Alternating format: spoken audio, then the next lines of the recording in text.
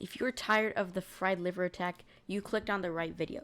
Today I'll give you a very good counterattack to the fried liver that will maybe just win you the game in less than 10 moves. So the fried liver starts off with e4, e5, knight f3, knight c6, bishop c4, and then knight g5 move, and they're aiming for a f7 pawn. And some players try and defend this f7 pawn, play d5, but that's not what we're going to do. We will play bishop c5 and let them take this f7 pawn for free. Now, it looks like it's over for us because it looks like we just lost material. We're losing this queen and rook to a fork. And most logical move probably looks like queen e7. But that's not what we play. We play bishop f2, sacrificing the bishop. Of course, they'll take, and then you again take on e4 with check. And now there are basically only like 2 moves that save the game, that basically keep white safe, and it's this move and this move. But of course that there's 6 moves that the king can go to, so for the king to play these 2 moves out of 6, it's improbable. It's 33%, which will basically get you winning most of the time. If they play king f3, which I've seen in a lot of my games, you play queen f6 check, they'll take the knight probably, and then you go d5. If they take with the king, it's probably mate somewhere, because taking with the king is definitely bad. There's knight b4, and if they go back, queen f4 is mate. And then they'll probably take with the bishop, and now you go queen f4. They'll go here, and then you go queen d4. When they go back, you'll take on d5, and if the best move is to take the rook, take our rook, and then bishop g4 is a skewer on the king and queen. So congratulations, you're probably going to end up winning material. And by the way, this knight is trapped, so after you just long castle, you'll win this knight right back. Okay, but if they go somewhere else, for example, like king f1, now you're going to play a very nice move, queen h4. Queen h4 is a very common move in the Traxler, and here you can see that we're threatening mate. If they go g3, then simply queen f6 wins the game, because it's mate, basically. King g2 runs into queen f2, and then there, check. It's mate. It's horrible. It's horrible after the g3. And so they'll probably go queen f3. This is probably the most popular move by far. Queen f3 just defending the square, and now who knows, we may have some f7 threats once more. But we jump in the knight to the middle with knight d4. And now you can see white is basically lost here. We're attacking this queen, and this queen can't go anywhere. Like, if this queen moves anywhere, we just deliver a checkmate. And if this queen tries to not trade here, if the queen tries to, there's really nothing here. I don't know. If you find a move that can stop checkmate, you're welcome to show me, but g3 is probably the only move that stays here for white. And now you have to give this h3 check. And no matter if the king moves anywhere, it's basically mate. King g1 is mate because of this, and king here just again gives up the queen. So you're going to have to block right here. And now you're going to go queen f5. And now this king has 2 moves. King e1 is slightly better, but then you'll just take on c2 with the fork. If they go here, you'll take with the fork. If they go here, then knight f3. Knight f3. And then they'll go king f1. And you can see it's not so clear right now because there's a discovered attack with knight h4 attacking the queen, and it's check, so you win the queen. Okay, so that's what happens if they play king f1. Remember to go queen h4. It's a very handy move. And now I'm going to show you the only 2 moves that actually survive here. It's king e3 first we'll look at, and then it's king g1. King e3, you go queen h4. The best move is to go g3, and then you'll go you'll take the pawn, and then you'll have to give a check.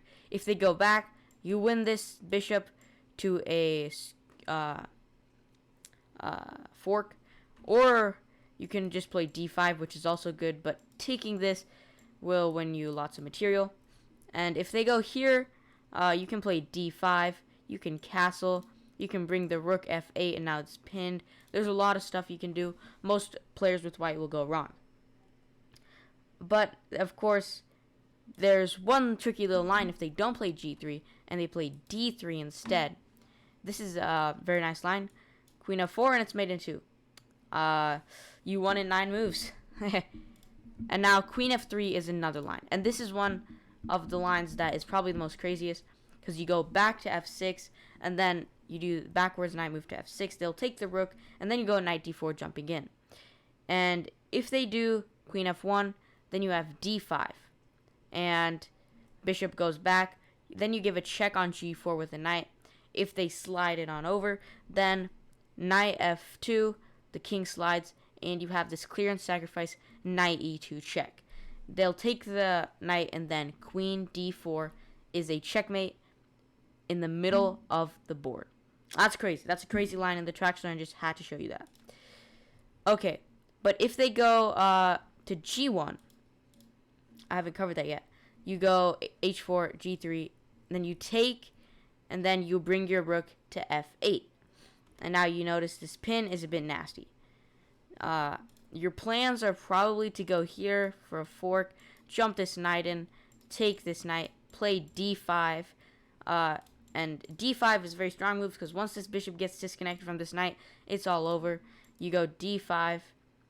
You can go a whole lot of moves. If white just develops, you go d5. And taking with the knight is not good. I'll just show you right here because it disconnects the bishop from the knight.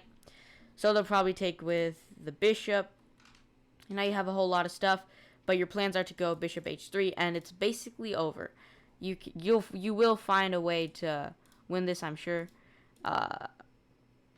because most people won't take here. They won't take here. They just won't take here. Taking is the best move, believe it or not. But they won't. They probably won't take here, and then they'll go king e2, and they'll blunder mate in 1 with knight d4. And yeah, that's about it. But you notice that all these problems happened after here. They took the pawn. If they just move their king, this is the last one I'll show you, then you just have to get out your queen, obviously, from the fork, and then you'll go d5. Bishop takes d5 is the only move that can be played. If they take here, then congratulations, you win the queen. Or wait, no, that's a mistake on my part. Not if they take with the e pawn. If they take with the d pawn, that's then bishop g4. Yeah, that's my bad. If they take with the e pawn, then you can't go bishop g4 because of this. But if they do take with the bishop, then you win the queen, just like this. Okay, and if they take with the e pawn, which is the only best move, then you jump the knight into the middle. And I've gotten some games with c3, and this is a very nice line because after bishop g4, you have to give a check, and then you have backwards knight slide, killer move, knight d7. And some people like to take here, but that loses after queen h4, and you just hunt the king. And some people take the knight. And then you go queen f6. And then you realize that nobody's saving this king, because this king is like smarter to death because it can't move because these bishops cover everything.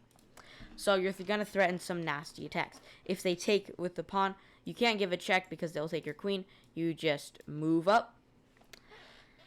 And if they attack you again, just move up. And let me just tell you, it gets even worse, actually. You don't even just move up. You just go here. And it's mate. It's mate. So, yeah, that's what happens if they just move their king over. If they move it to e2, it's just losing for sure. I'm sure knight d4, king f2, and then knight e4 just loses. You just hunt the king. That's the main idea in the Traxler, just hunt the king. I hope this video helped you, and if it did, don't forget to subscribe.